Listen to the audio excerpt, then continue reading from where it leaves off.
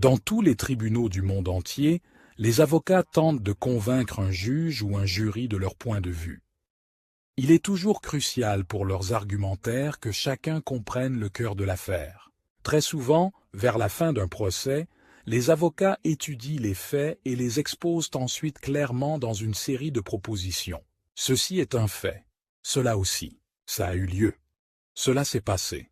À bien des égards, c'est la même chose en théologie systématique.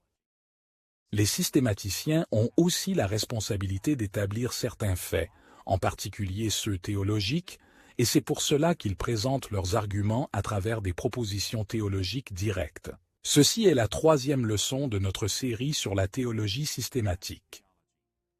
Et cette leçon s'appellera « Propositions en systématique ».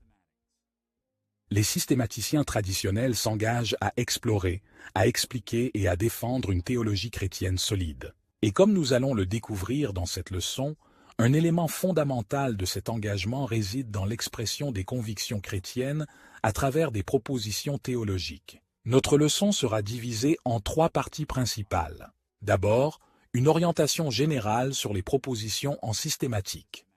Que sont-elles? Et comment s'inscrivent-elles dans le processus de construction d'une théologie systématique? Ensuite, nous verrons la formation des propositions en théologie systématique. Et enfin, nous examinerons certains des bénéfices et des dangers de cette focalisation sur les propositions. Commençons d'abord par diriger notre attention sur certaines considérations préliminaires, une orientation globale en ce qui concerne cet aspect particulier qu'est la construction d'une théologie systématique. Notre orientation générale sur les propositions en théologie systématique touchera trois problématiques. Tout d'abord, nous allons fournir une définition générale des propositions. Ensuite, nous nous concentrerons sur leur légitimité. Et enfin, nous décrirons la place de ces propositions théologiques. Quel rôle ont-elles dans le processus de construction d'une théologie systématique? Examinons tout d'abord la définition des propositions théologiques que nous avons établies. Je crois que la plupart d'entre nous pensent que la théologie peut être exprimée de diverses manières. Quand nous prions, chantons, évangélisons, partageons des faits bibliques avec nos enfants ou parlons de notre foi entre amis, nous exprimons la théologie chrétienne. Mais dans la discipline de la théologie systématique, il y a une manière principale de verbaliser la théologie, l'usage des propositions théologiques. Pour nos besoins, nous définirons les propositions théologiques comme suit. Une proposition théologique est une phrase indicative qui exprime de manière aussi directe que possible, au moins une affirmation théologique factuelle. Avant de nous pencher sur les détails de cette définition, prenons un moment pour observer quelques illustrations de ce que nous entendons par là. Dans le deuxième volume, partie 2, chapitre 2 de la théologie dogmatique de William Shedd, ce dernier parle de la double obéissance du Christ. Une distinction est faite entre l'obéissance active et passive du Christ. Cette dernière renvoie aux souffrances du Christ.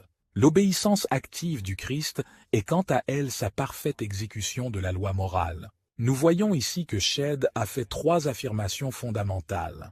La première affirmation générale est que l'obéissance du Christ peut être décrite en deux catégories, active et passive.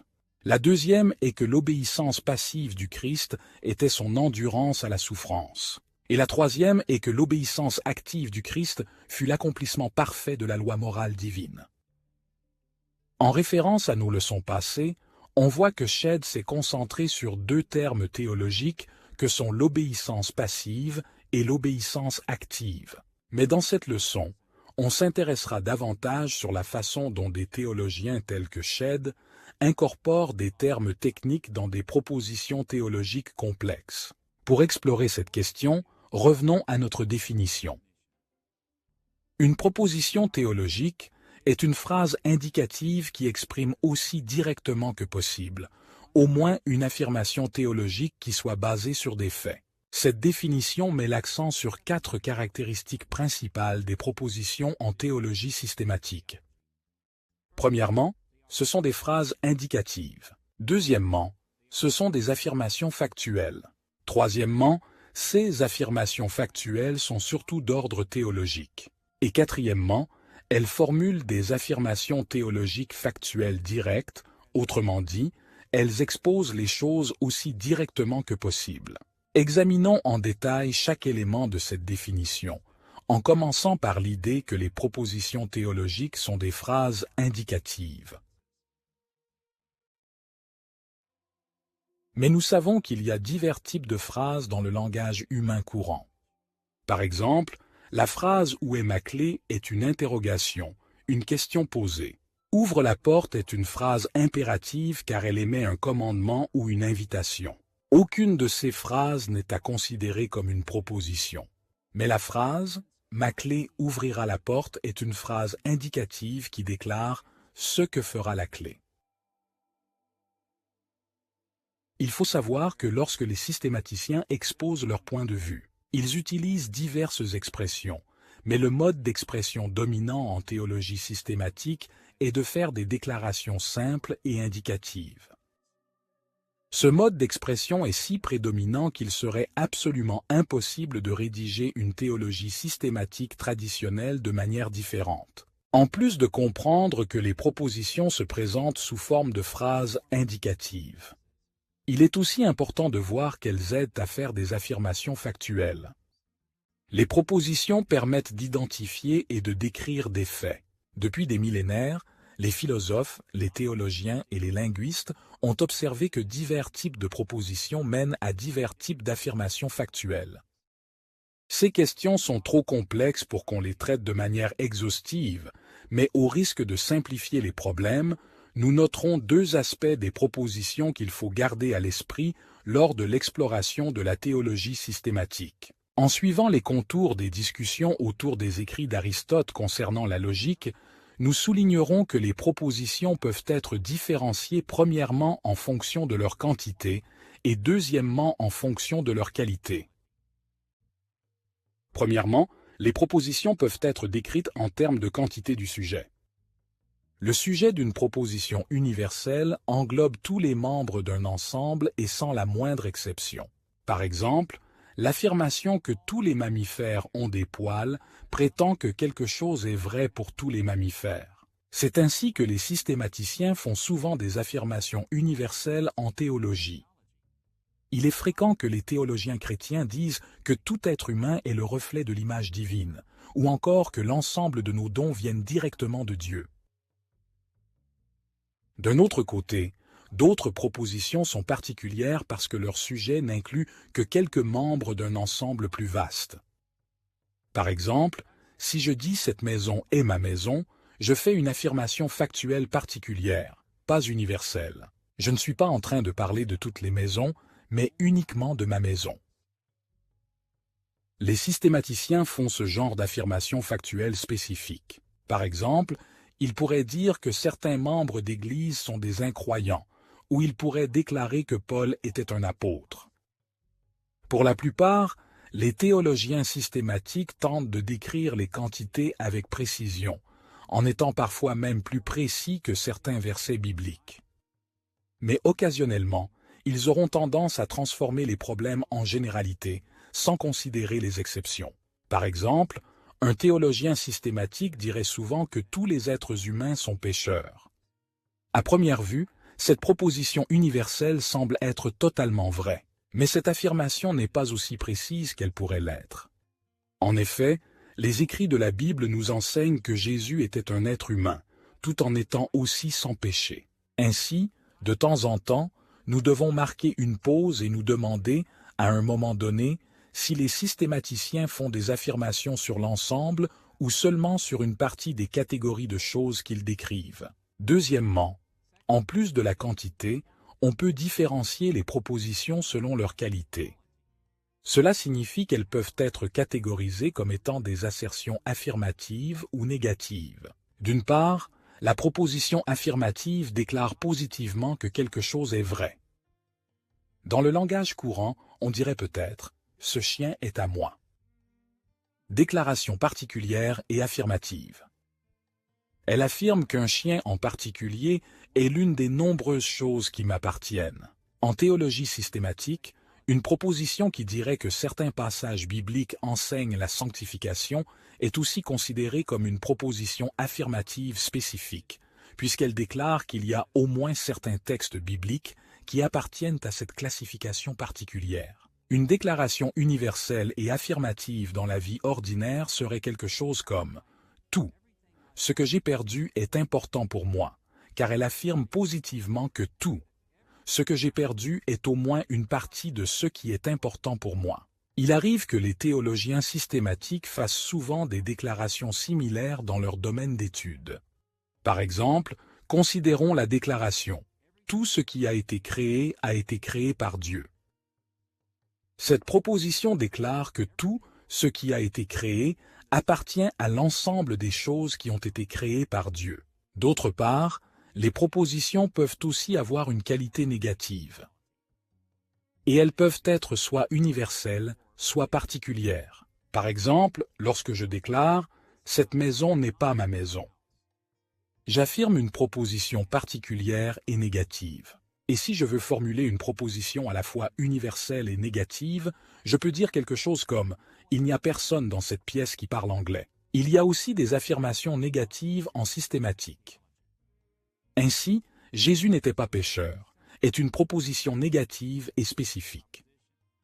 Cela réfute quelque chose concernant l'unique individu qu'est Jésus, et nous trouvons aussi des affirmations négatives universelles en théologie, comme l'affirmation qu'aucune personne restant incroyante ne peut être sauvée. Aucun incroyant qui persiste dans ses convictions ne se trouve parmi ceux qui auront la chance de recevoir le salut éternel. Il est crucial d'avoir à l'esprit ces distinctions en quantité et en qualité dans l'étude de la théologie systématique. Les confondre peut conduire à divers graves malentendus touchant les propos qui sont avancés par les théologiens. Abordons la troisième dimension de notre définition. Les propositions théologiques mènent à la naissance des affirmations théologiques. Comme mentionné dans notre définition, les propositions théologiques ne font pas juste des affirmations factuelles. Elles font des affirmations théologiques factuelles. Il est vrai que les théologiens systématiques font référence à des faits historiques et à des concepts philosophiques qui ne sont pas toujours relatifs à la théologie. Mais leur principal sujet d'étude est incontestablement la théologie. Maintenant, pour comprendre les faits théologiques, rappelons d'abord que la théologie est un assez vaste sujet. Rappelez-vous que Thomas d'Aquin a défini la théologie comme ayant deux préoccupations majeures. Dans le livre 1, chapitre 1, section 7, de sa Somme théologique, Thomas d'Aquin appelle la théologie « doctrine sacrée » et la définit comme une science unifiée dans laquelle toutes choses sont traitées sous l'aspect de Dieu, soit parce qu'elles sont Dieu lui-même, soit parce qu'elles se réfèrent à Dieu. Les propos de d'Aquin soulignent une distinction courante dans la théologie systématique entre la théologie proprement dite, se consacrant à l'étude de Dieu en tant qu'entité, et la théologie générale, englobant l'étude d'autres sujets relatifs à Dieu. Conformément à cette distinction, la systématique se concentre sur ces deux niveaux de théologie. D'une part, les systématiciens s'intéressent à la théologie proprement dite en faisant des déclarations qui concernent directement Dieu. Ils font des déclarations telles que « Dieu est saint » ou « Dieu est à l'origine de la création du monde ». Mais d'un autre côté, dans un sens plus large, les théologiens systématiques s'intéressent également à la théologie générale, aux affirmations sur les aspects de la création en relation avec Dieu. Concernant le salut, ils peuvent dire des choses comme « le salut se fait par la grâce de Dieu ». Ou encore, sur la condition humaine, ils disent souvent que tous les individus vivants aujourd'hui sont des pécheurs. Ainsi, les propositions théologiques traitent davantage de thématiques autres que Dieu lui-même, mais, que ce soit implicite ou non, elles le font toujours en tenant compte du contexte de leur lien avec Dieu. En quatrième position, il est essentiel de souligner que les théologiens systématiques s'efforcent d'exposer leurs opinions avec la préoccupation accrue d'être clairs et directs dans leur approche. Bien sûr, nous savons qu'aucune description, encore moins celle que l'on fait de Dieu, ne sera parfaite. Mais en même temps, les théologiens systématiques cherchent à être aussi directs que possible lorsqu'ils doivent formuler des propositions théologiques. Il serait tout à fait inhabituel pour des théologiens systématiques de dire simplement que le Seigneur est un berger et d'en rester là. Cette affirmation est fidèle aux Écritures, mais les systématiciens évitent souvent la présentation indirecte des choses, comme les métaphores et les figures de style. Ainsi, plutôt que de dire que le Seigneur est un berger, les théologiens systématiques préfèrent dire que Dieu a une attention providentielle spéciale pour son peuple. Ils souhaitent s'exprimer autant que possible à travers des propositions explicites, simples et prosaïques. En résumé, ayons à l'esprit que nous nous concentrons sur un type d'expression spécifique qui domine la théologie systématique. Pour nos besoins, nous pouvons considérer les expressions théologiques comme des phrases indicatives qui affirment aussi directement que possible au moins une affirmation théologique factuelle. Ayant à l'esprit notre définition de base, nous pouvons nous tourner vers une seconde facette de notre orientation générale sur ce sujet. Pourquoi créer une théologie avec des propositions? Ce procédé est-il légitime? Dans l'histoire de l'Église, les chrétiens ont souvent exprimé leur foi par des déclarations claires. Écoutez par exemple le début du credo de Nicée du IVe siècle. « Je crois en un seul Dieu, le Père Tout-Puissant, Créateur du ciel et de la terre, et de toutes choses visibles et invisibles. » Le credo de Nicée liste plusieurs autres propositions théologiques cruciales. Cette croyance ainsi que d'autres ont été approuvées par les chrétiens au fil des siècles. En même temps, durant l'histoire, certains ont remis en question la légitimité d'utiliser des propositions théologiques. Pour nos besoins, nous mentionnerons deux objections majeures qui ont été soulevées. D'une part, les objections qui proviennent de l'existence de la doctrine du divin incompréhensible. Et d'autre part, il y a les défis liés au rationalisme scientifique moderne dans notre société.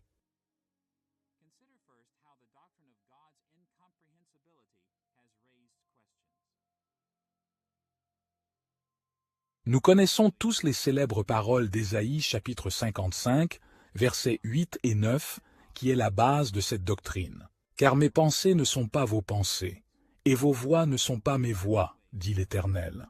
Autant les cieux sont élevés au-dessus de la terre, autant mes voix sont au-dessus de vos voix, et mes pensées au-dessus de vos pensées. » Malheureusement, dans plusieurs cercles, ce passage et d'autres similaires ont été utilisés pour appuyer l'idée selon laquelle Dieu dépasse nos capacités mentales et que nous ne pouvons pas le décrire.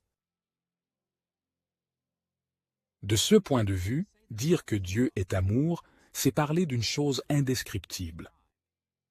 Affirmer que Jésus est l'unique voie du salut revient à limiter les capacités de Dieu sans justification. Ce type de pensée a pris de nombreuses formes dans l'histoire. Par exemple, de nombreux théologiens ont soutenu que la seule manière de parler de Dieu est de suivre la via negativa, la voie de la négation. Sous cet angle, nous ne pouvons pas faire d'affirmations positives sur Dieu. On ne peut que nier certaines choses à son sujet en l'opposant à la création. Nous pouvons dire des choses telles que « Dieu n'est pas limité par l'espace »,« Dieu n'est pas soumis aux limites du temps »,« Dieu n'est pas de nature physique ». Dans l'histoire, un certain nombre de théologiens agnostiques sceptiques ont affirmé que nous n'avons pas les capacités nécessaires pour décrire positivement Dieu ou les choses en relation avec lui. Contrairement à ces visions trompeuses, nous, disciples du Christ, devons évaluer la légitimité des propositions théologiques par le témoignage des Écritures. Les théologiens systématiques traditionnels se conforment aux Écritures en parlant de l'incompréhensibilité de Dieu, tout en reconnaissant aussi que Dieu peut être connu lorsqu'il choisit de se révéler. D'un côté, on ne peut connaître Dieu pleinement, mais d'un autre côté, il est possible de le connaître partiellement s'il choisit de se révéler à nous. Et cette connaissance partielle que nous avons de Dieu demeure néanmoins une connaissance vraie et authentique. Cette distinction peut être trouvée dans le passage de Deutéronome chapitre 29, verset 29. Dans ce passage, Moïse a résumé ainsi la question pour le peuple d'Israël. Les choses cachées sont à l'Éternel notre Dieu. Les choses révélées sont à nous et à nos enfants à perpétuité, afin que nous mettions en pratique toutes les paroles de cette loi. Remarquez qu'il y a ici deux catégories distinctes d'éléments à considérer. D'un côté, Moïse évoquait des choses secrètes. Ce sont des choses que Dieu ne révèle pas à l'humanité, dont il réserve la connaissance uniquement à lui-même. En fait, nous devons toujours nous rappeler que les choses secrètes non révélées, non dévoilées par Dieu, ont une portée infinie. Dans le même temps, il est important de noter que Moïse n'a pas seulement dit que Dieu nous dissimule des mystères. Il a également dit que certaines choses sont révélées, c'est-à-dire que Dieu les a révélées dans sa parole. Et comme l'a dit Moïse, ces choses révélées appartiennent à nous et à nos enfants pour toujours. En d'autres termes, Dieu attend que nous croyions et recevions sincèrement ces révélations. Et cette réalité démontre qu'il est tout à fait justifié d'affirmer les choses que Dieu a révélées à travers sa parole. En plus des importants défis émanant de la doctrine de l'incompréhensible, la légitimité des propositions théologiques a également été mise à rude épreuve et contestée par le rationalisme scientifique moderne. Au cours des 2 derniers siècles, l'ère du scientisme moderne, plusieurs écoles de pensée ont soutenu que la théologie était une pseudo-science ou une fausse science. Cela signifie que les systématiciens peuvent sembler dire une vérité objective, mais que ce n'est qu'un faux semblant. Dans les sciences modernes, pour connaître la vérité au sujet d'une question, nous formulons des hypothèses et les soumettons à une validation empirique. Et une fois qu'une hypothèse a résisté au test de la validation empirique directe ou indirecte, nous l'acceptons alors comme vraie. Mais les scientifiques ont vite souligné que les propositions théologiques ne peuvent être testées ainsi. Nous devrions tous admettre que cela est vrai, au moins dans un sens. Bien que nous puissions analyser un liquide dans un tube à essai, il est impossible de vérifier de la même manière si Dieu est Trinité. Même si nous pouvons utiliser des instruments pour calculer la taille des choses, aucun instrument ne peut mesurer Dieu et voir s'il est infini. Pour cette raison, des gens des temps modernes ont soutenu qu'au mieux, les théologiens sont comme des artistes ou des poètes projetant leurs sentiments, leurs intuitions religieuses et leurs émotions. Nous trompons donc nous-mêmes et les autres en agissant comme si nous parlions de faits objectifs. Mais il y a un sens qui nous permet de vérifier empiriquement les propositions théologiques. Tout dépend de ce qu'on considère comme preuve empirique pour et contre nos points de vue. En tant que disciples du Christ, nous devons suivre les normes de vérification théologique qu'il a suivies et comprendre comment Jésus a validé ses propres affirmations. Comment Jésus a-t-il testé les propositions théologiques des autres? Jésus s'appuyait certainement sur la révélation générale, la révélation de Dieu en toutes choses. Jésus s'appuyait aussi sur l'illumination du Saint-Esprit, comme il le faut de nos jours. Mais Jésus a enseigné que les Écritures infaillibles sont la source de preuve la plus claire et plus fiable pour tester les points de vue théologiques. Lorsque Jésus souhaitait tester des affirmations théologiques, il se référait généralement aux Écritures comme critères empiriques pour évaluer leur véracité. Par exemple, dans Matthieu chapitre 15, verset 7, quand Jésus a mis à nu l'hypocrisie des pharisiens, il l'a fait en citant les Saintes Écritures. Nous pouvons lire les mots qu'il prononça. « Hypocrite, Ésaïe avait raison pour les prophéties qu'il a faites à votre sujet. » Même si Jésus n'a pas mis Dieu lui-même dans une éprouvette, il a néanmoins mis les idées théologiques à l'épreuve. Il évaluait les propositions théologiques en les examinant minutieusement à l'aune de la référence empirique que représentent les Saintes Écritures. En tant que disciples du Christ, nous ne devons pas accepter l'accusation que la théologie propose des idées sur Dieu sans validation empirique. D'un point de vue chrétien, les affirmations de la théologie systématique vont au-delà des sentiments religieux. Ces affirmations sont démontrées et réfutées par l'évaluation empirique et non moins rigoureuse basée sur les Saintes Écritures. Après avoir exploré la nature des propositions théologiques et la manière dont elles sont des moyens légitimes pour l'expression de faits théologiques, on peut se pencher sur un troisième aspect important, à savoir leur rôle dans la construction de la théologie systématique. Dans les leçons précédentes, nous observions que la théologie systématique protestante reprenait des priorités des théologiens médiévaux qui interagissaient avec la philosophie aristotélicienne. Et par conséquent, la construction d'une théologie systématique nécessite 4 étapes principales: la formation de termes techniques, la formation de propositions, d'énoncés doctrinaux et un système complet de croyances. Or, le fait de parler ainsi est un peu artificiel. Les systématiciens s'impliquent en permanence dans l'ensemble de ces diverses étapes. Mais par souci de clarté, il est utile de considérer le processus comme allant des éléments les plus simples aux éléments les plus complexes de cet effort. Au niveau le plus bas, les termes techniques théologiques constituent les éléments de base de la théologie systématique. Sans une terminologie bien définie, il serait très difficile de construire une théologie systématique solide. La deuxième phase du processus consiste en la formation des propositions. Si nous voyons les termes techniques comme les fondements de la systématique, alors nous pouvons considérer que les propositions sont des rangées de blocs expliquant et développant les termes techniques. Les théologiens systématiques créent ces rangées de blocs en faisant des déclarations sur Dieu et la création en relation avec lui. Si nous voyons les propositions comme des rangées de blocs, alors les déclarations doctrinales peuvent être vues comme des parties de murs ou des murs entiers construits avec ces rangées de propositions. Et enfin, le système théologique illustre comment les théologiens bâtissent un édifice complet avec des énoncés doctrinaux. Cette analogie indique l'importance des propositions dans l'élaboration de la théologie systématique.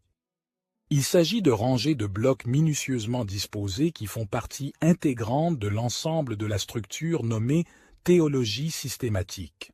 Prenons l'exemple de la déclaration « Jésus est la deuxième personne de la Trinité ». Cette revendication est construite avec au moins 2 termes techniques, personne et Trinité. Mais cette proposition ne laisse pas ces termes et ces concepts associés déconnectés. Au lieu de cela, ils sont rassemblés dans une affirmation factuelle simple sur Jésus. À partir de cette proposition et d'autres, les théologiens systématiques forment la doctrine complète de la Trinité.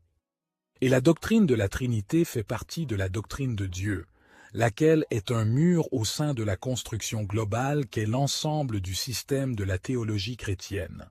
Il est important de se rappeler que lorsque les théologiens systématiques discutent ou écrivent sur la théologie, ils emploient toutes sortes de techniques rhétoriques. Ils proposent des idées appuyées par des preuves. Ils soutiennent et scrutent les idées des autres. Ils posent des questions rhétoriques. Ils retracent l'évolution historique des idées. Ils exposent les motivations et soulignent les conséquences positives et négatives de diverses positions. Un large éventail de techniques rhétoriques est à leur portée. Les propositions théologiques soutiennent aussi les explications, les arguments, les défenses et les techniques persuasives trouvées en systématique.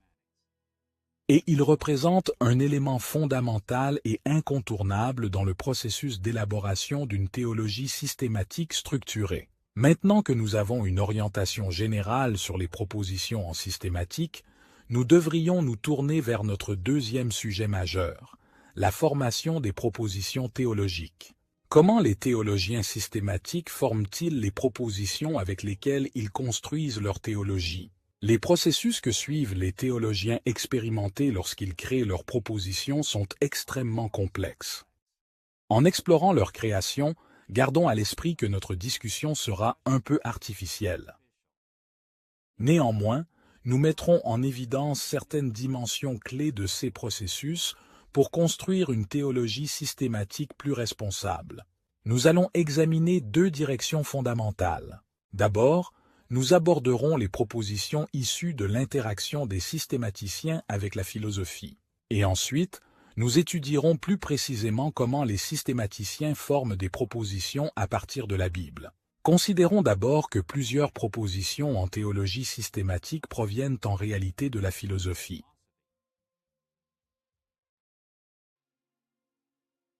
Les leçons précédentes montrent qu'en période patristique, plusieurs théologiens chrétiens pensaient que certains aspects du néoplatonisme étaient conformes à l'Écriture.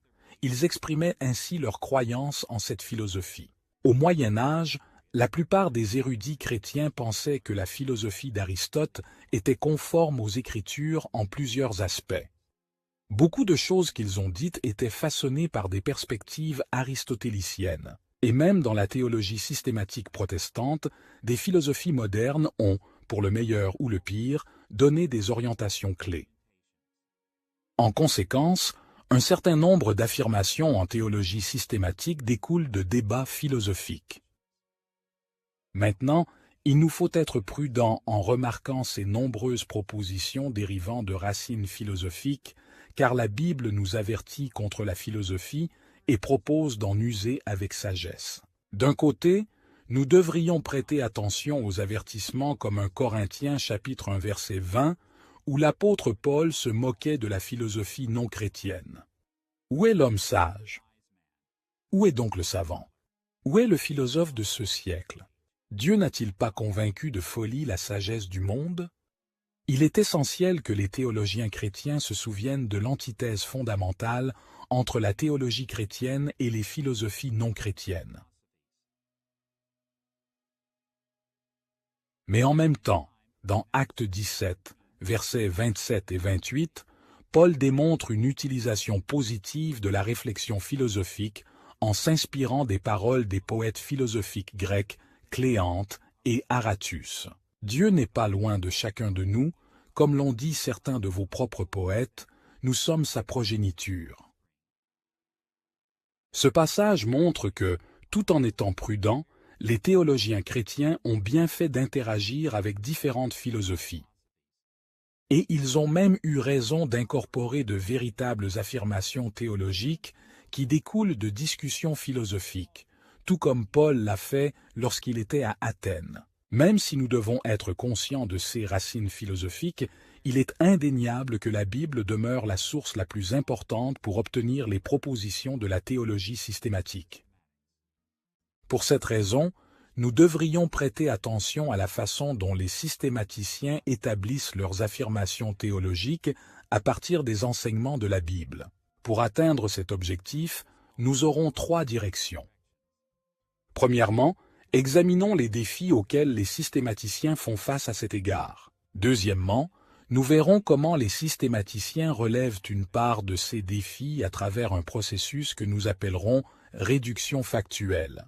Et troisièmement, nous explorerons comment les systématiciens relèvent une autre partie de ces défis grâce à la collecte de faits. Examinons tout d'abord les défis que rencontrent les théologiens systématiques lorsqu'ils formulent des propositions basées sur la Bible. Lorsque les étudiants en théologie débutent l'étude de la systématique, ils ont souvent l'impression que créer des propositions théologiques à partir de la Bible est simple. Ils pensent qu'il suffira de lire la Bible et de répéter ce qu'elle enseigne. Parfois, cela est vrai parce que la Bible renferme effectivement quelques propositions, mais elle présente aussi certains défis considérables. Outre les conséquences de la finitude humaine et du péché, les Écritures elles-mêmes mettent en avant au moins 2 obstacles à la formulation des propositions théologiques. L'un de ces défis découle de la variété littéraire que nous trouvons dans la Bible, et un autre de ces défis découle de la structure doctrinale de la Bible. Considérons d'abord les difficultés auxquelles les systématiciens sont confrontés en raison de la variété littéraire des Écritures. La Bible n'est pas un paysage littéraire monotone, où l'on retrouve le même genre de contenu répété sans cesse. Au lieu de cela, plusieurs genres littéraires apparaissent dans la Bible et se combinent de multiples manières. La Bible contient un mélange de récits, de lois, de poésie, de prophéties et d'épîtres, pour ne citer que cela. Au sein de chacun de ces genres plus larges se trouvent différents types d'expressions. Déclaration, ordre, question, plainte, encouragement, exclamation, bénédiction, citation, liste, statut, titre, instruction technique, signature, la liste s'allonge encore et encore. Et à côté de ces variétés, nos innombrables figures de style et autres subtilités littéraires qui donnent son bon parfum aux écritures. Cette vaste diversité littéraire rend plus complexe l'élaboration des propositions théologiques. Imaginez un instant que la Bible soit un ouvrage constitué exclusivement de propositions directes et simples, énumérant simplement un fait théologique après l'autre. Si c'était le cas, utiliser la Bible en théologie systématique serait plutôt facile. Mais la Bible ne se présente pas ainsi. Elle est véritablement et littéralement très diversifiée. Imaginez maintenant que les théologiens systématiques étaient enclins à exprimer leur théologie avec une grande variété littéraire. Imaginez que leur théologie contienne de la poésie, des récits, des commandements, des épîtres, des plaintes, des figures de style, etc. Si c'était le cas, la présentation des Écritures en systématique serait très bien harmonisée. Mais bien sûr, ce n'est pas le cas non plus. Le fait est que la Bible est littéralement diversifiée. Mais les systématiciens expriment l'enseignement de la Bible presque exclusivement sous forme de propositions. En fait, les systématiciens doivent regrouper tous les types de littérature rencontrés dans la Bible en une seule et unique catégorie d'expression spécifique. Et cette disparité représente l'une des difficultés majeures auxquelles doivent faire face les théologiens systématiques dans leur travail et leurs réflexions. Un deuxième défi que l'Écriture présente aux théologiens systématiques est la manière dont elle organise ou non ses doctrines. En un mot, les Écritures ne traitent pas de thèmes particuliers et d'unités distinctes complètes. Cependant, le même sujet est souvent abordé par bribes dispersées ici et là dans la Bible. Cette caractéristique est un sérieux défi pour les théologiens systématiques. Imaginez que la Bible soit quant à elle différente. Supposons qu'elle ne traite que d'une seule doctrine à la fois. Supposons que la Bible traite régulièrement d'un thème, qu'il soit discuté en profondeur, puis vient le thème suivant. Si cela était vrai, les théologiens systématiques pourraient lire chaque partie de la Bible et formuler aisément des affirmations théologiques basées sur chaque section. Mais ce n'est pas ainsi que la Bible présente ses thèmes théologiques. Ou imaginez que les théologiens systématiques étaient moins ordonnés, abordant un petit aspect d'un sujet à la fois. Et supposons qu'ils abordent communément de nombreux autres éléments d'autres doctrines avant de revenir à un deuxième petit aspect issu de la première doctrine. Si leur approche consistait simplement à traiter un sujet ici et là par bribes, alors il se pourrait qu'il leur soit effectivement plus aisé de travailler avec les Saintes Écritures. Mais évidemment, ce n'est pas du tout l'objectif recherché par les systématiciens. Ils veulent présenter les enseignements bibliques de manière aussi complète et ordonnée que possible. Et donc, ils doivent travailler dur pour réussir à combiner des infos de divers endroits dans les Écritures. Les Saintes Écritures abordent les aspects des sujets théologiques de différentes manières et à divers endroits, et cette particularité dans la manière dont la Bible présente la théologie est un autre grand défi pour les théologiens systématiques. Maintenant que nous avons vu deux des principaux défis pour les systématiciens travaillant avec les Écritures, nous devrions nous concentrer sur le processus de réduction factuelle. C'est la stratégie utilisée par les systématiciens pour surmonter le défi de la variété littéraire dans la Bible. En termes simples, la réduction factuelle est le processus qui consiste à se focaliser principalement sur les faits théologiques enseignés par les passages bibliques, tout en marginalisant les autres dimensions de ces mêmes passages. Comme pour le langage humain, les passages bibliques ont été conçus pour avoir de multiples impacts sur les lecteurs. Ils informent, inspirent, accusent, motivent, dirigent, encouragent, découragent, ravissent, rendent perplexes, corrigent, forment, facilitent, bénissent, maudissent, éveillent l'imagination, et ainsi de suite. Or, tous les passages bibliques n'ont pas été conçus pour faire toutes ces choses constamment, et sûrement pas avec la même force. Mais chaque passage biblique d'une longueur significative a été conçu pour avoir une variété d'impacts. Mais les théologiens systématiques se concentrent surtout, sinon exclusivement, sur les faits théologiques enseignés dans l'Écriture. En d'autres termes, les systématiciens réduisent leur attention aux considérations factuelles, quand d'autres éléments des Écritures sont souvent ignorés. Aussi, le processus de réduction de l'Écriture à ces faits est relativement simple lorsque les passages bibliques visent surtout à affirmer des faits.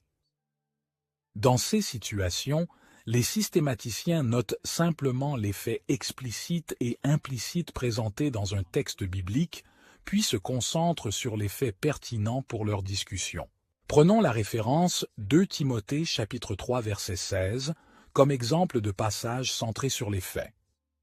Là, Paul déclare que toute écriture est inspirée de Dieu et utile pour enseigner, pour convaincre, pour corriger, pour instruire dans la justice.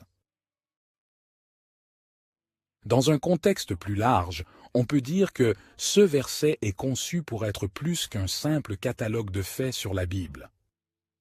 Paul a relié ce verset au contexte précédent pour inciter Timothée à prêter une attention particulière aux Écritures. Ce verset visait au moins à encourager et à motiver Timothée afin de renouveler son engagement pour les Écritures. Mais une dimension importante de cette conception complexe consistait à formuler un certain nombre d'affirmations théologiques explicites. Et les théologiens systématiques utilisent beaucoup ce passage parce qu'ils s'intéressent à ces affirmations théologiques factuelles.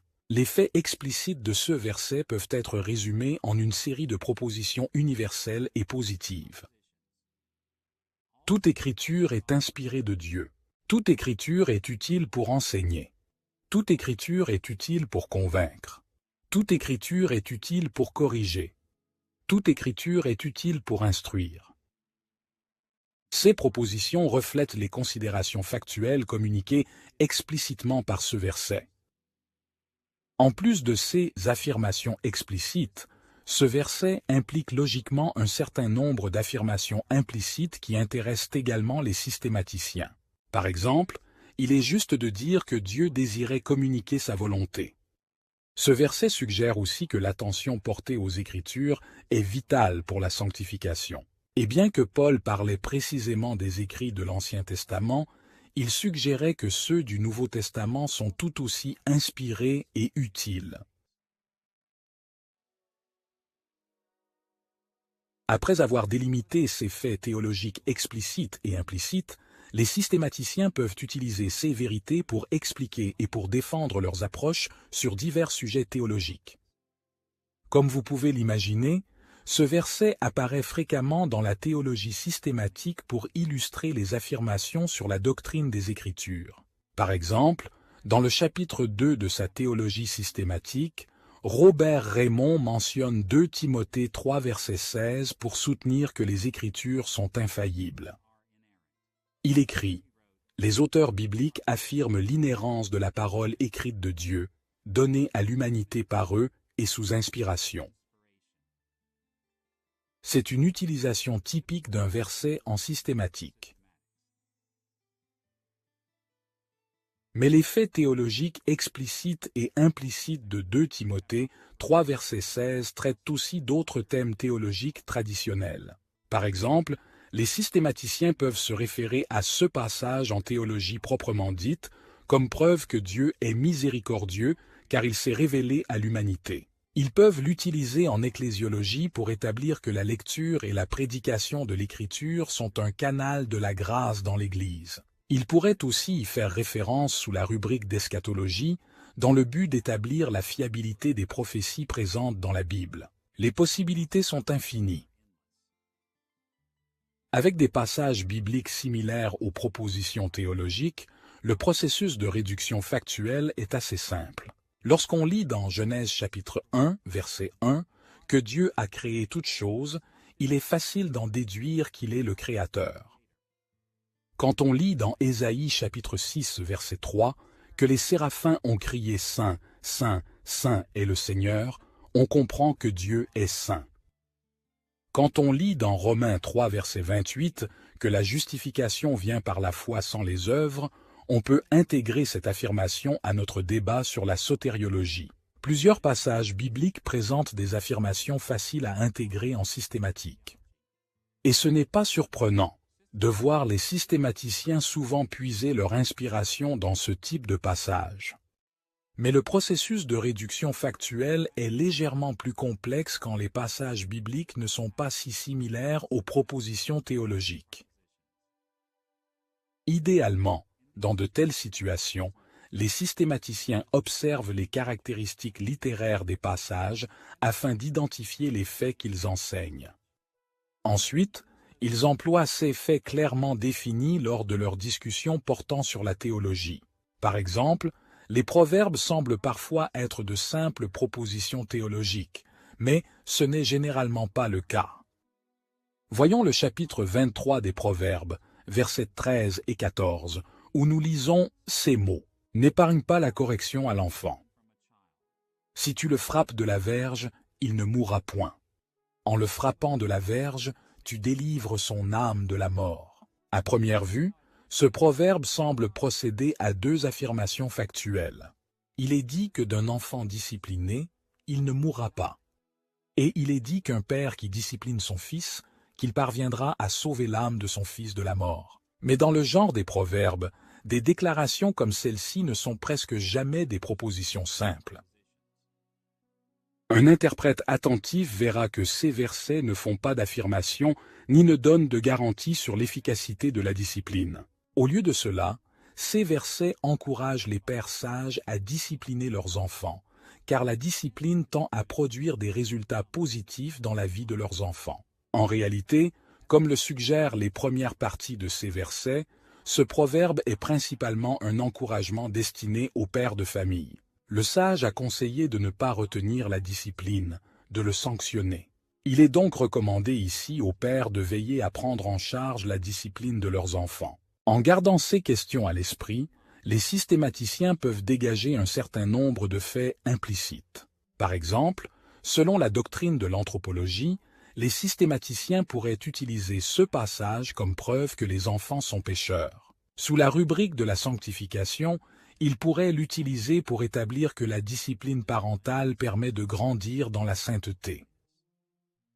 Chose intéressante, au moins un théologien systématique a effectivement utilisé ce passage pour appuyer et pour défendre un point de vue eschatologique. Dans le 3e chapitre, partie 6 de sa théologie systématique, Louis Berkhof a utilisé Proverbe 23, verset 14 pour éclairer un aspect de la doctrine de la résurrection des morts. Il a dit cela, « Et il est certain que des preuves d'une croyance en la résurrection étaient présentes bien avant la période de l'exil. » Cela est sous-entendu dans les passages parlant d'une délivrance du Shéol.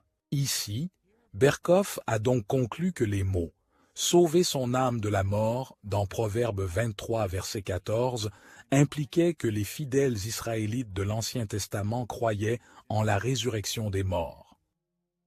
Au moyen d'une réduction factuelle significative, Berkhof a défendu un aspect de l'eschatologie en s'aidant d'un passage principalement destiné à encourager les pères à discipliner leurs enfants.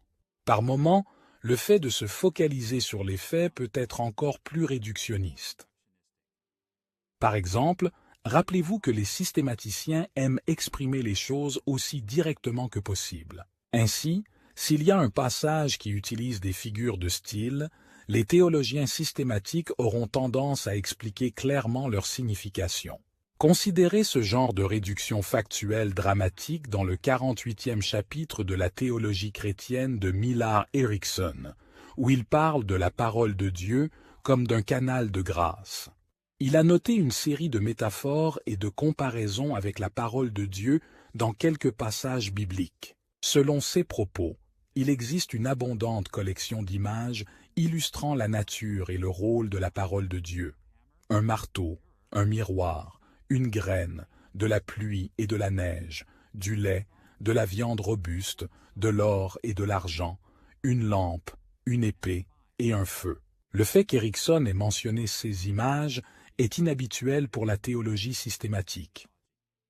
Pourtant, il faut remarquer que plutôt que d'explorer l'impact riche et imaginatif que ces images doivent avoir sur les lecteurs, il les a résumées par une réduction factuelle dans une proposition simple et directe. Comme il l'a dit, Ces images véhiculent clairement l'idée que la parole de Dieu est puissante et capable de réaliser de grandes œuvres dans la vie personnelle de chaque individu. Je ne peux imaginer que quelqu'un soit sérieusement en désaccord avec son évaluation, mais il est également clair que cette évaluation est le produit d'une réduction factuelle approfondie, marginalisant un impact plus large de ces images au profit d'une simple affirmation d'un fait qui a pu être prouvé. Comme vous pouvez l'imaginer, le processus de réduction factuelle fonctionne donc avec plusieurs passages. Par exemple, nous pouvons tirer du premier commandement d'Exode 20 verset 3, où Dieu dit qu'il ne doit y avoir aucun autre Dieu devant lui, que le Dieu des Écritures est supérieur à toute autre puissance surnaturelle. Nous pouvons conclure du premier verset du psaume 105, appelant à louer Dieu, que Dieu est digne de louange.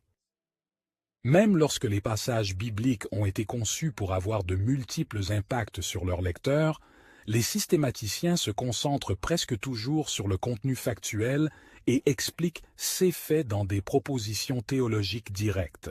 Les systématiciens surmontent le défi posé par la variété de la littérature biblique en recourant à la méthode de réduction factuelle.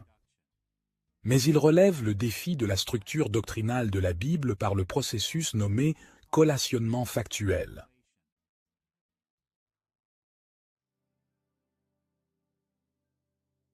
Car les enseignements bibliques sur certains sujets sont éparpillés dans la Bible.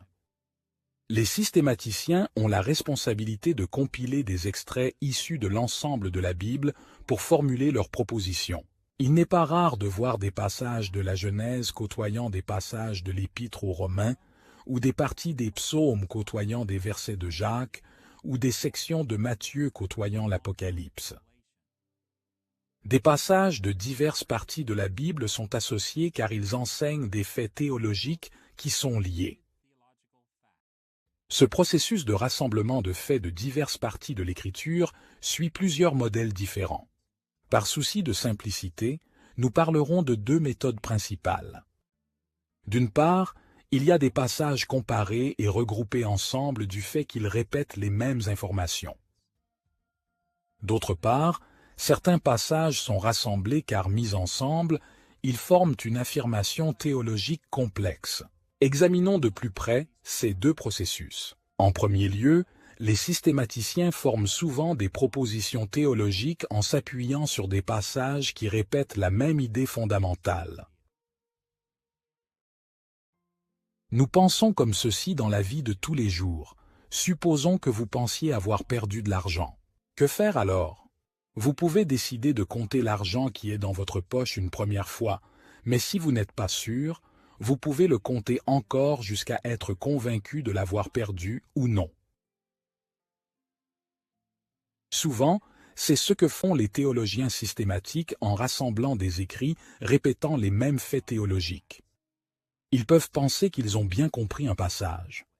Ils peuvent croire qu'ils en ont tiré une véritable proposition théologique, alors ils examinent de nombreuses parties de la Bible pour voir si le même motif peut également y être découvert. Par exemple, lorsque Louis Berkhof discutait de la divinité du Christ dans le chapitre 8 de la partie 1 de sa théologie systématique, il l'affirmait.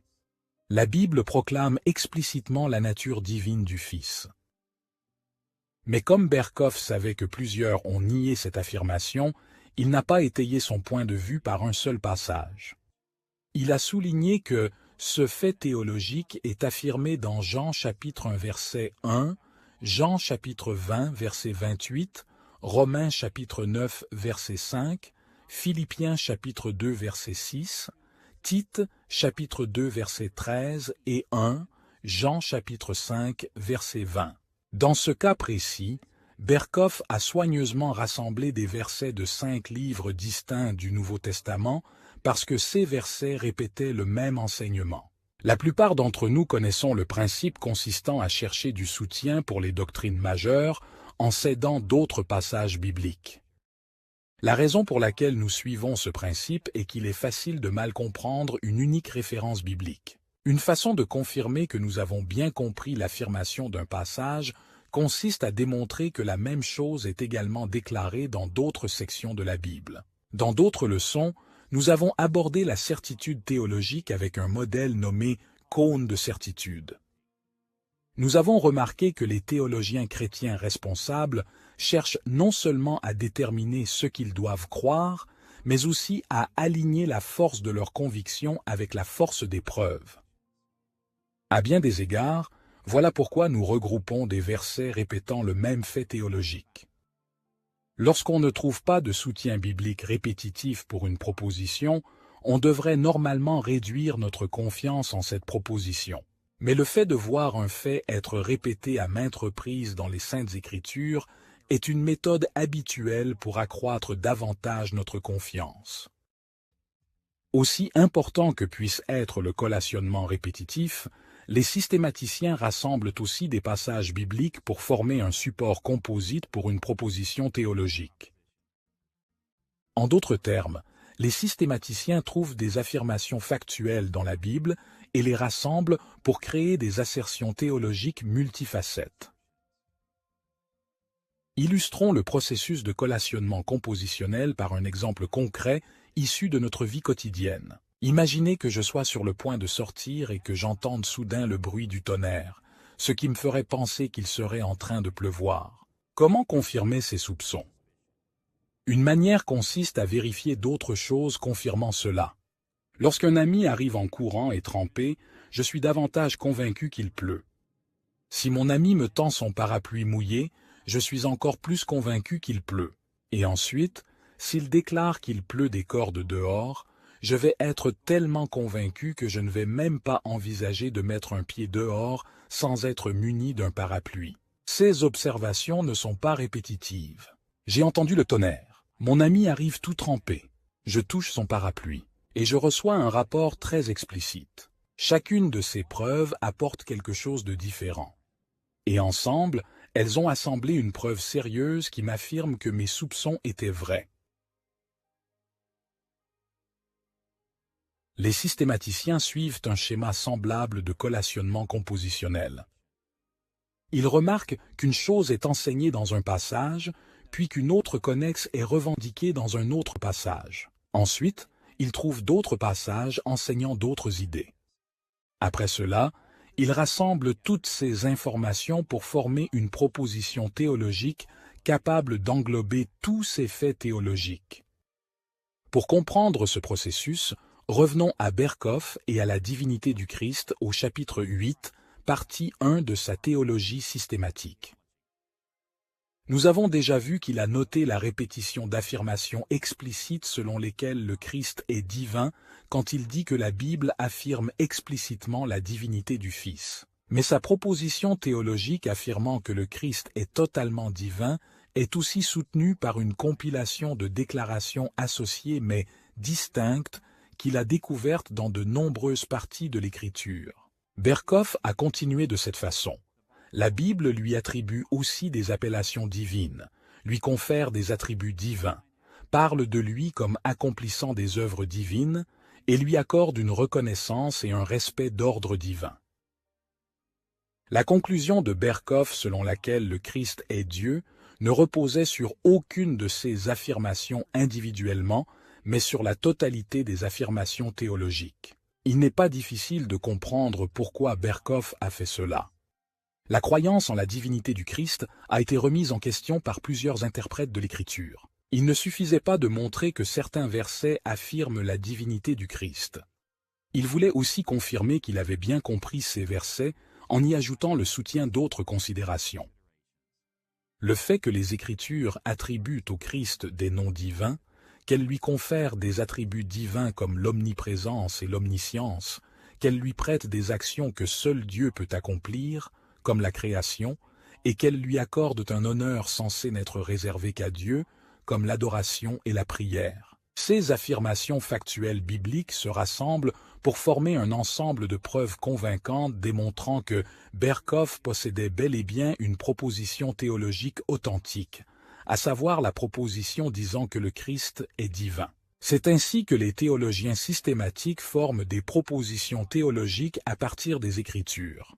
Premièrement, en réduisant l'attention donnée aux faits présents dans les passages bibliques. Et deuxièmement, en regroupant des extraits provenant de différentes sections de l'Écriture sainte. Grâce à ces moyens, les systématiciens peuvent avoir la certitude qu'ils ont formulé des propositions théologiques fidèles à l'Écriture.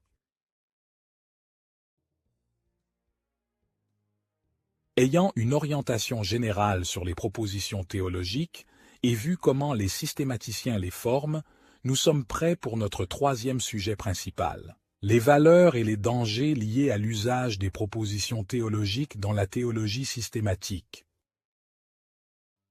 En explorant ce sujet, nous adopterons la démarche des leçons précédentes de cette série en examinant les effets des propositions sur les trois principales ressources pour construire la théologie chrétienne.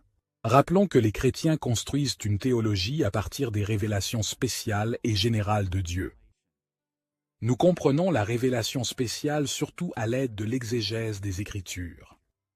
Et nous profitons des dimensions importantes de la révélation générale en nous concentrant sur l'interaction et la communauté, en apprenant des autres, en particulier des autres chrétiens, et en nous concentrant sur la vie chrétienne, nos expériences de vie pour Christ.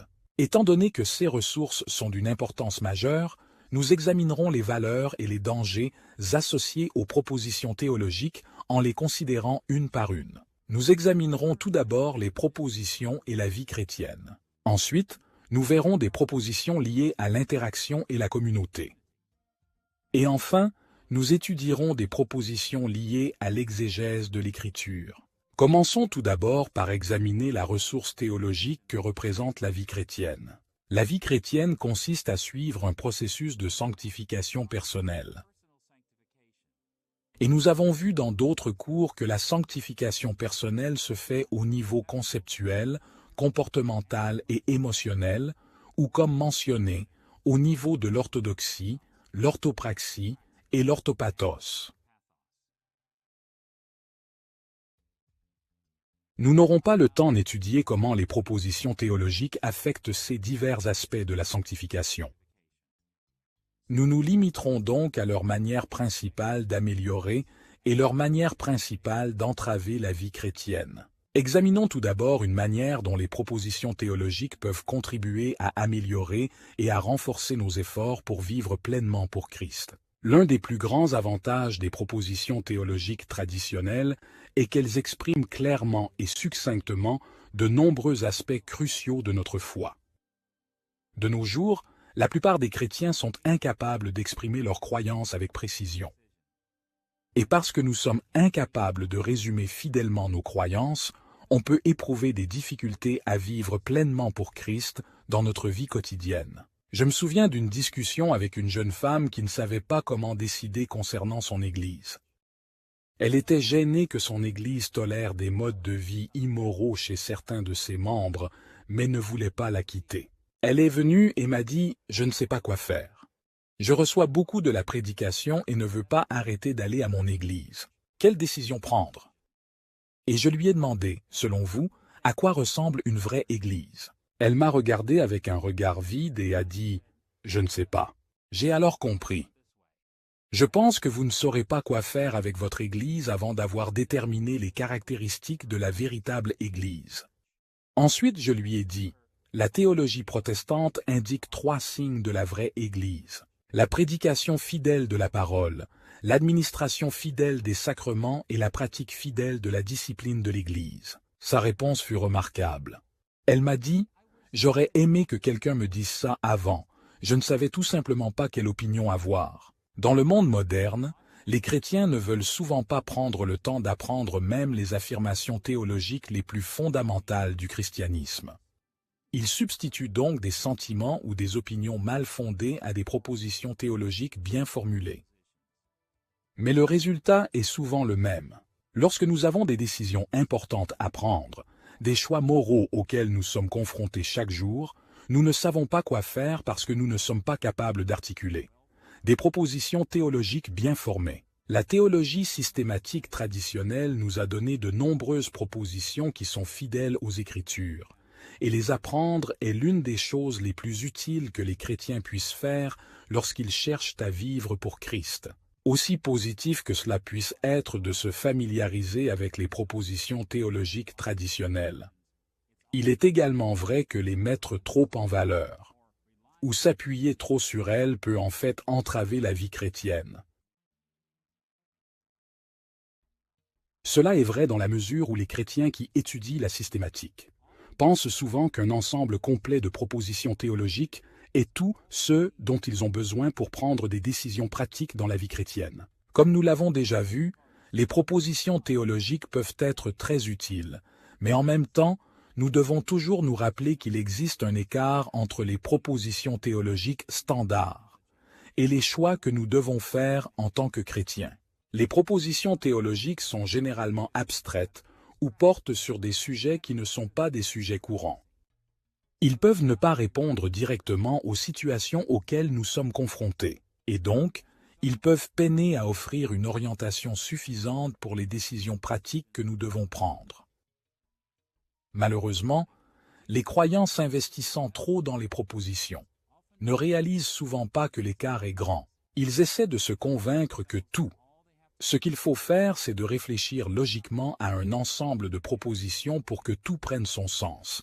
Mais en réalité, dans chaque décision que nous prenons en tant que chrétiens, nous ne devons pas dépendre uniquement des formulations théologiques, mais aussi tenir compte des détails de notre situation et du ministère personnel du Saint-Esprit. L'utilisation des aspects de la révélation générale nous aide à combler le fossé entre les principes théologiques et les décisions réelles. Revenons à l'exemple de la jeune femme qui songeait à quitter son Église. Dès qu'elle a entendu les 3 marques de l'Église, la prédication fidèle, l'administration fidèle des sacrements et l'exercice fidèle de la discipline de l'Église, elle a rapidement décidé de quitter son Église, mais je l'ai immédiatement prévenue. J'ai dit « Attends une minute. Tu dois savoir qu'aucune Église dans le monde ne possède parfaitement les 3 marques de l'Église. Tu dois examiner ton Église et juger de la gravité des choses. Et bien plus encore, tu dois passer du temps dans la prière pour chercher la direction du Saint-Esprit et prendre une décision ferme. Alors, tu pourras partir en bonne conscience. » En résumé, je disais à cette jeune femme que malgré l'importance des propositions théologiques dans la situation qui est la sienne, s'appuyer seulement sur celle-ci pourrait entraver sa vie chrétienne. Elle devait d'abord consulter la révélation générale. Elle devait parvenir à une compréhension approfondie de sa situation particulière et s'abandonner totalement au ministère personnel exercé par le Saint-Esprit. En plus de comprendre comment les propositions théologiques peuvent apporter des avantages et des inconvénients à la vie chrétienne, nous devons savoir comment elles agissent dans nos interactions en communauté. L'interaction en communauté souligne l'importance du corps du Christ dans nos vies.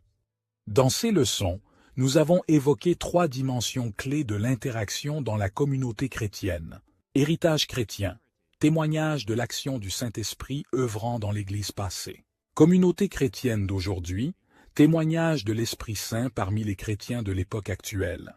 Et le discernement individuel, le témoignage du Saint-Esprit œuvrant dans nos pensées et nos croyances personnelles. Ces aspects de la communauté interagissent les uns avec les autres de multiples façons.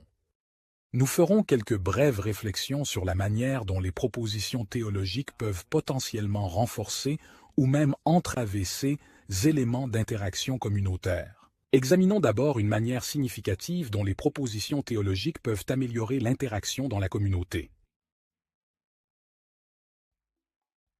Aussi triste que cela puisse être, plusieurs chrétiens évangéliques de nos jours passent d'une église à l'autre, d'un prédicateur à un autre, avec peu de capacité pour déterminer comment interagir avec ces églises et ces prédicateurs. Nous ne savons pas qui suivre.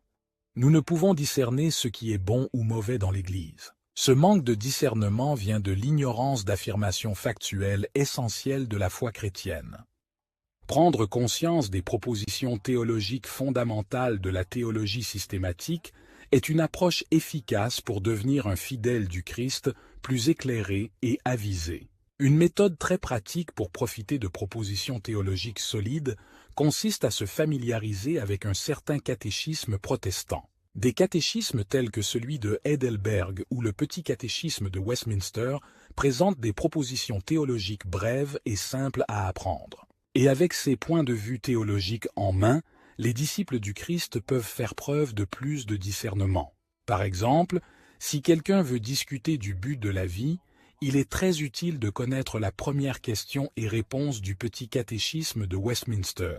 Écoutez la façon dont il résume une grande partie de l'enseignement biblique en une phrase simple. Une réponse à la question « Quel est le but principal de l'homme ?»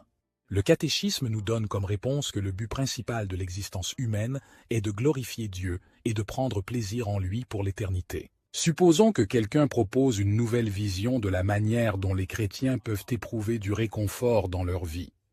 La première question et réponse du catéchisme de Heidelberg serait utile. La première question. Quel est votre unique réconfort dans la vie et la mort?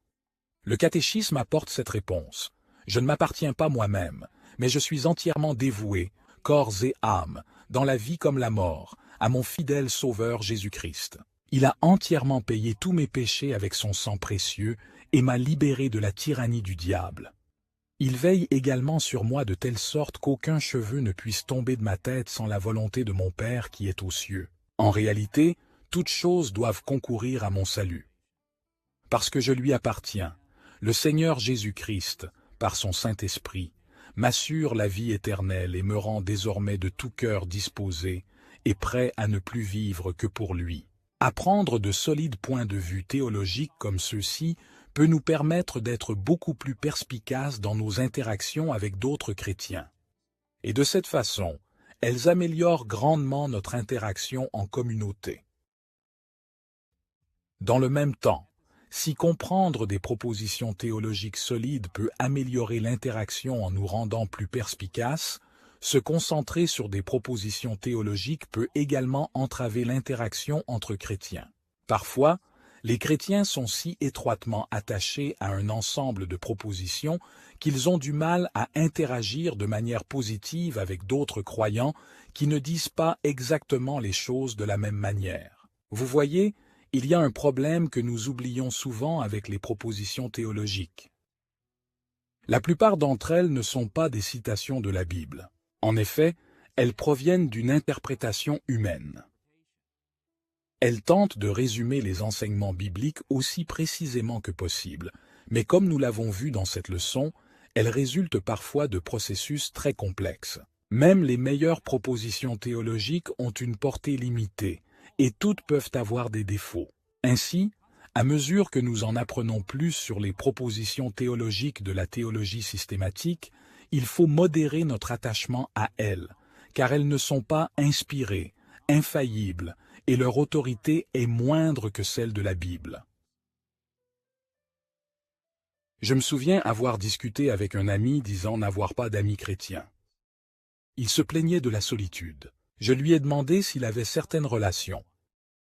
Il me dit « Je ne trouve personne qui soit d'accord avec mes croyances, et donc pas de relation. » J'ai répondu ceci. « Veux-tu dire que tu ne trouves personne qui croit en Christ ?» Non, ce n'est pas ça. Je ne trouve simplement pas une personne qui soit d'accord avec moi sur tous les sujets. J'ai été consterné par cet ami. Il aurait dû savoir que les chrétiens ne s'accordent pas sur tous les détails théologiques. Mais hélas, cet ami avait d'affreuses priorités. Il avait tant insisté sur les propositions théologiques que cela entravait sa capacité à communier avec les autres. La cause du Christ subit un préjudice considérable quand les chrétiens laissent leurs engagements théologiques gêner leurs interactions avec d'autres chrétiens. Lorsque nous exigeons que les autres suivent nos croyances sur une dimension subtile d'un problème théologique, nous dépassons les instructions de l'Écriture. Pensez aux mots de l'apôtre Paul dans 1 Corinthiens chapitre 8, versets 4 à 12.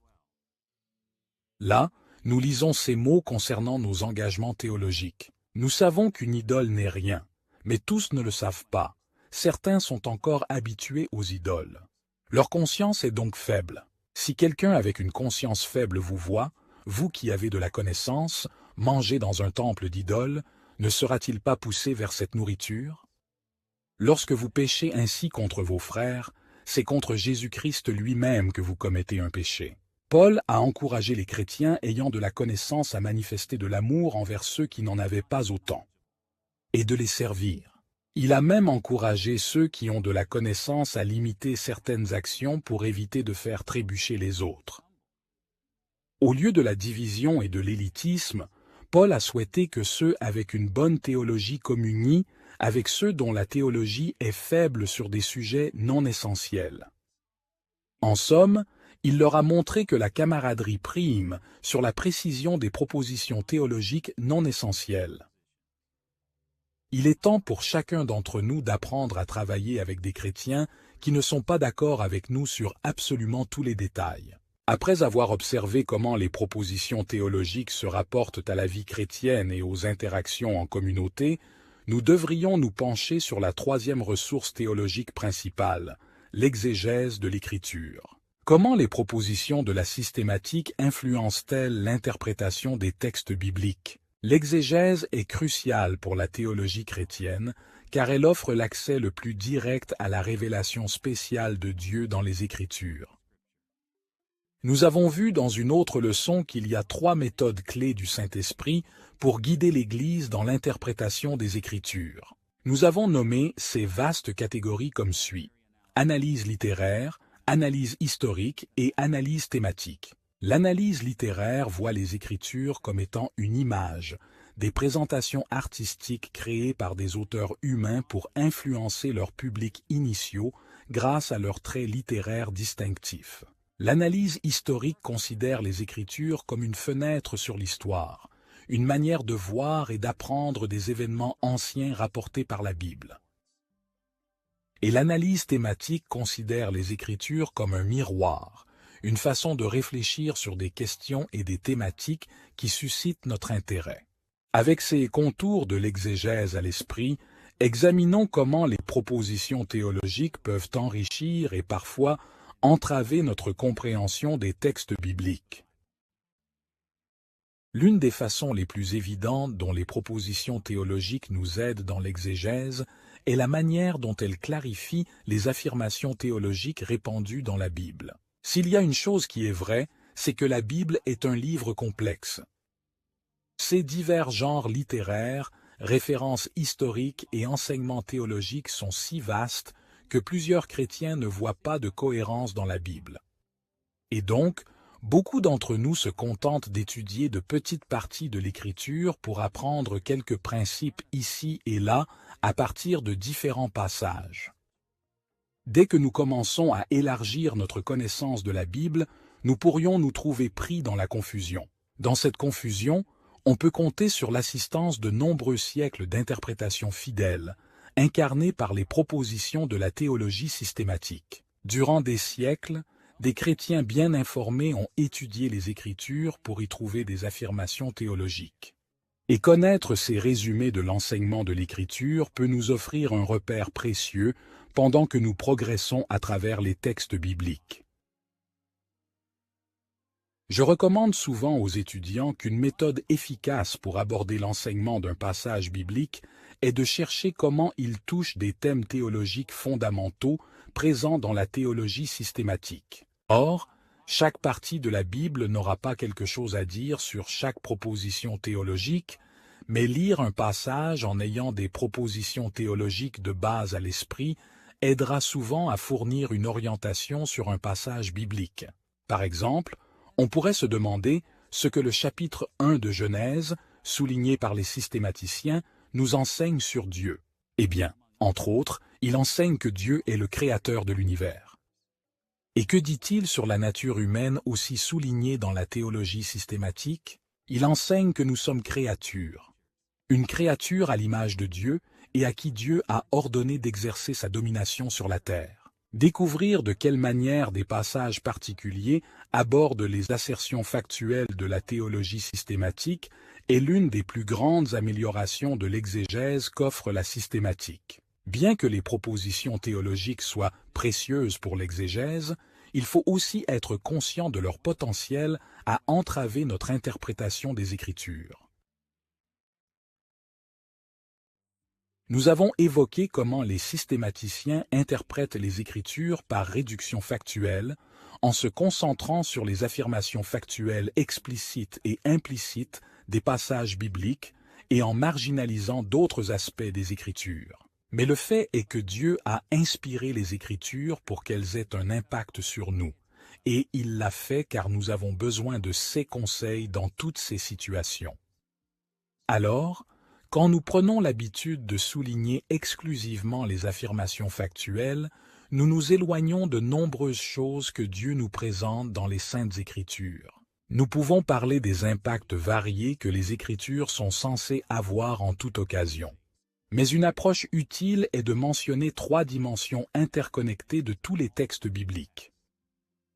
Tout d'abord, les passages bibliques ont un impact informatif, transmettant des faits explicites et implicites à connaître et à croire. C'est la force de la théologie systématique. Son objectif est de rassembler ces faits en propositions théologiques. Mais en même temps, les passages bibliques ont aussi un impact directif.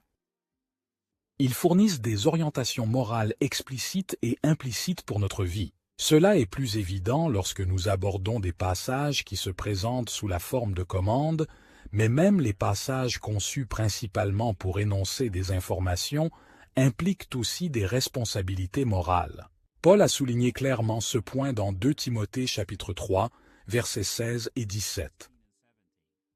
Écoutez encore une fois ces paroles.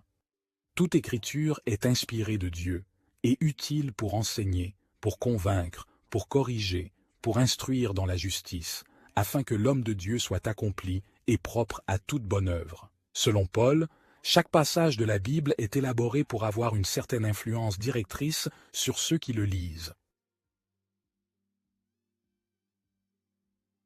Également, les passages bibliques ont aussi un impact affectif. Ils visent de manière explicite ou implicite les émotions des personnes qui lisent. Cette fonction de l'écriture est plus évidente en lisant des textes émotionnels comme les psaumes ou d'autres passages où les auteurs bibliques soulignent les émotions. Mais en réalité, chaque extrait de la Bible possède la capacité de toucher notre sensibilité émotionnelle. Pensez au chapitre 22 de Matthieu, des versets 37 à 40, dans lequel Jésus récapitule l'Ancien Testament de cette manière spécifique. « Aime le Seigneur ton Dieu de tout ton cœur, de toute ton âme et de toute ta pensée. C'est le premier et plus grand commandement, le second lui ressemble. Aime aussi ton prochain comme toi-même. » Toute la loi et tous les prophètes dépendent de ces 2 commandements. Dans les Écritures, l'amour est un concept très émotionnel. Et selon Jésus, cela est essentiel pour notre foi. Les auteurs bibliques nous invitent à expérimenter diverses émotions saintes. Ils espèrent que nous serons motivés à détester le péché.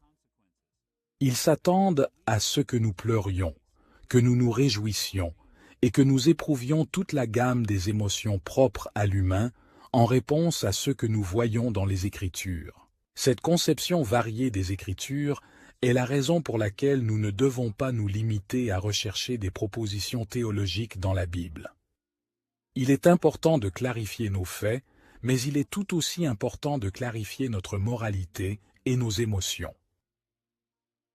Les richesses des Écritures attendent d'être découvertes grâce à une exégèse minutieuse, mais l'interprétation de la Bible doit être assez large pour révéler tout ce qu'elle nous offre. C'est ainsi que les propositions de la systématique nous présentent plusieurs avantages et plusieurs dangers potentiels. Elles sont en mesure d'améliorer la vie chrétienne, l'interaction, la communauté et l'exégèse des Écritures. Mais ils peuvent aussi gêner notre accès à ces 3 ressources théologiques majeures. Dans cette leçon, nous avons pu explorer les propositions en systématique et avons acquis une compréhension basique de leur importance et de leur rôle. Nous avons également vu comment les propositions sont formées en théologie systématique et nous avons exploré certaines des valeurs et des dangers qu'elles présentent. La formation de propositions théologiques est un élément essentiel dans le processus d'élaboration d'une théologie systématique. Il est important de savoir exprimer et défendre les faits de la foi chrétienne. Pour cette raison, les propositions théologiques ont joué un rôle crucial dans l'édification d'une théologie systématique au fil des siècles et restent essentielles aujourd'hui.